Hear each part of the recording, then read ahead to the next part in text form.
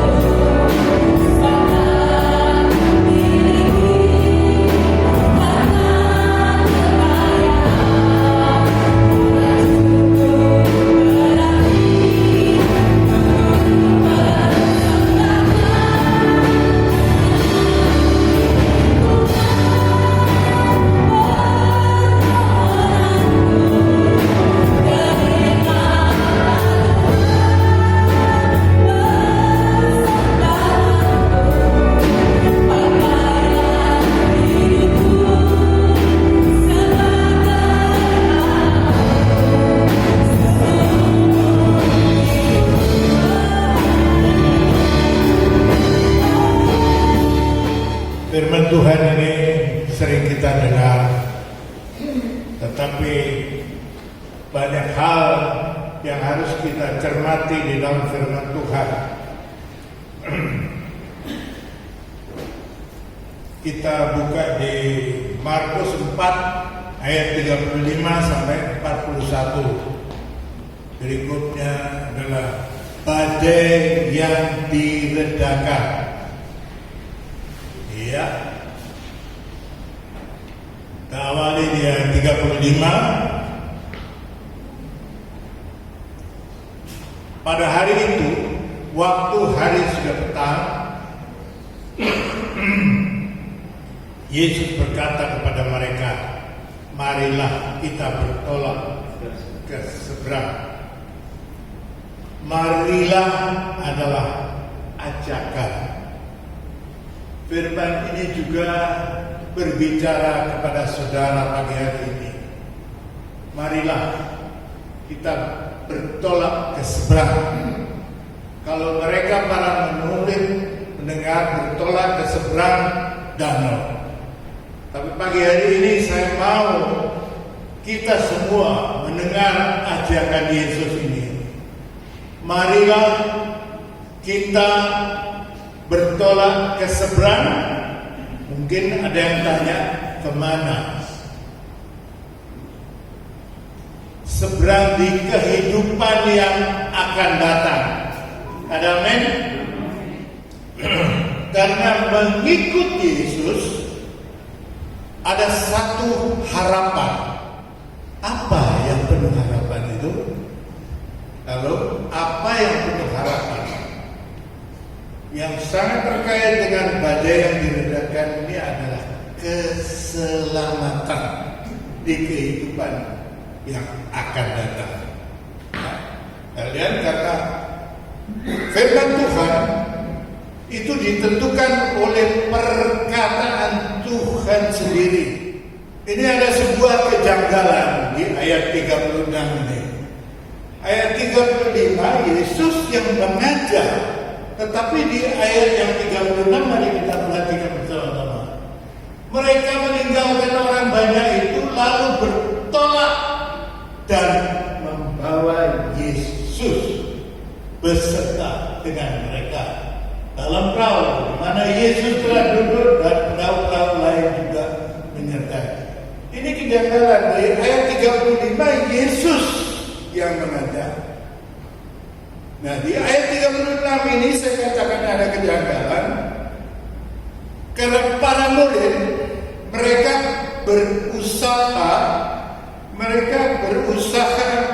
mengambil alih kuasa Yesus. Mengambil alih kuasa Yesus. Kenapa saya sebutkan gitu?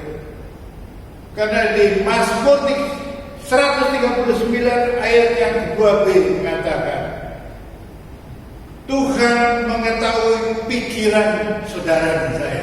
Saat ini, kapanpun saja, Dia mengetahui pikiran para muridnya.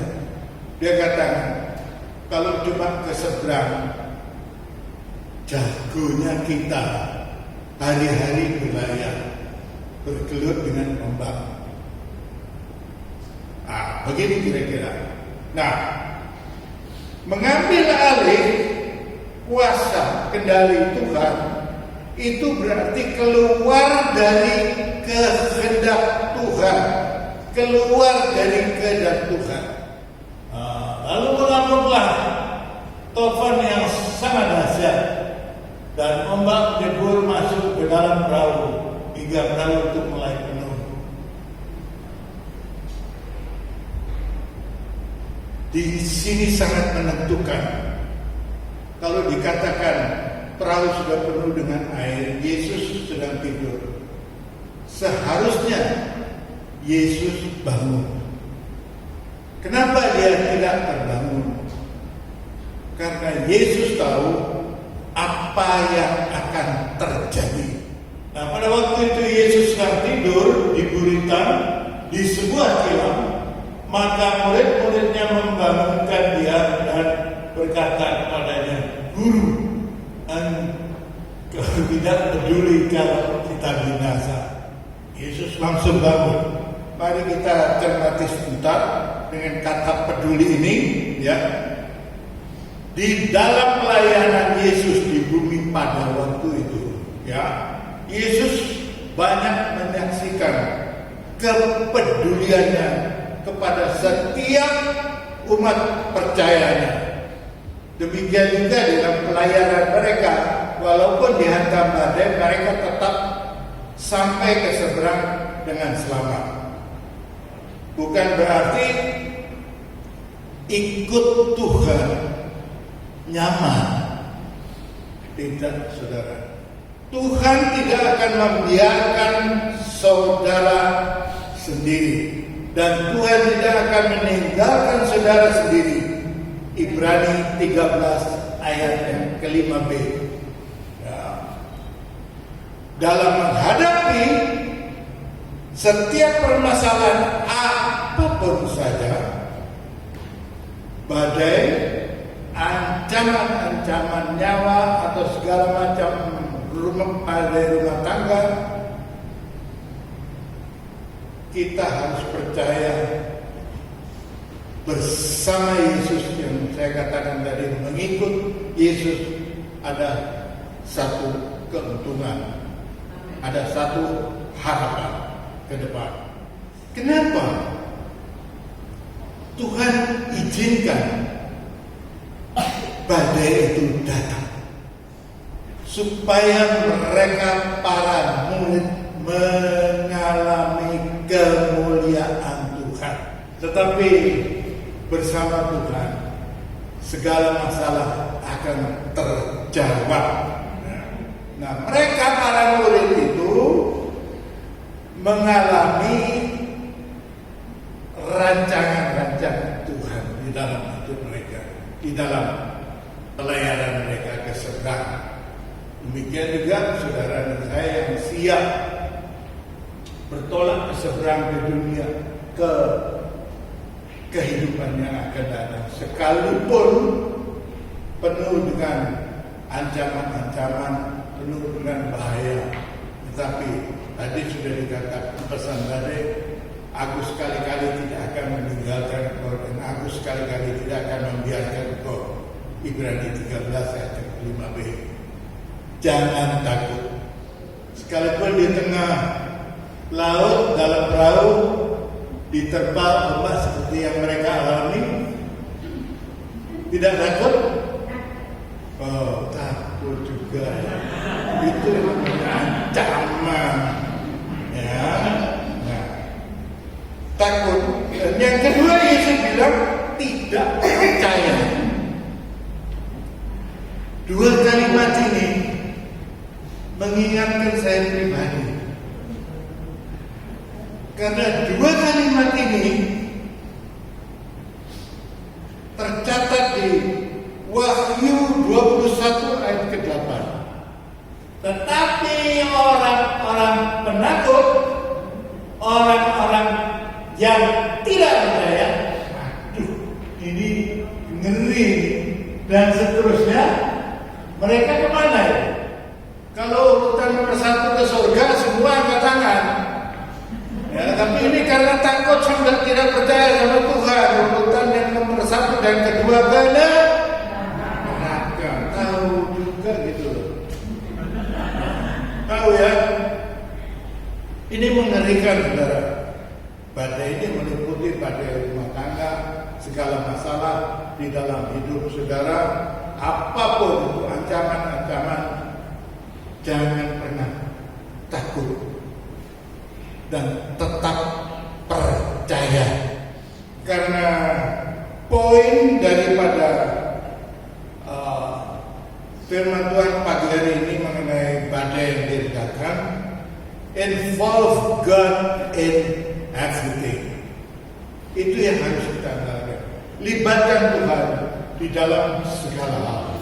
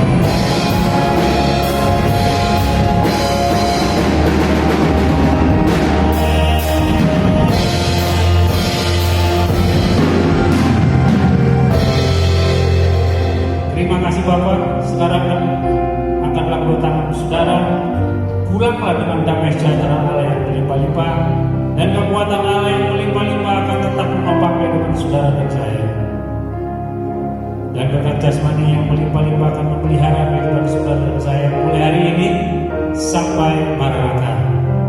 Semua ini kami peroleh dalam persekutuan dengan Allah Bapa dan Putra yang tunggal, Yesus Kristus Tuhan kita, dan Roh Kudus menjamin saudara dan saya akan menikmati setiap janji-janji Allah.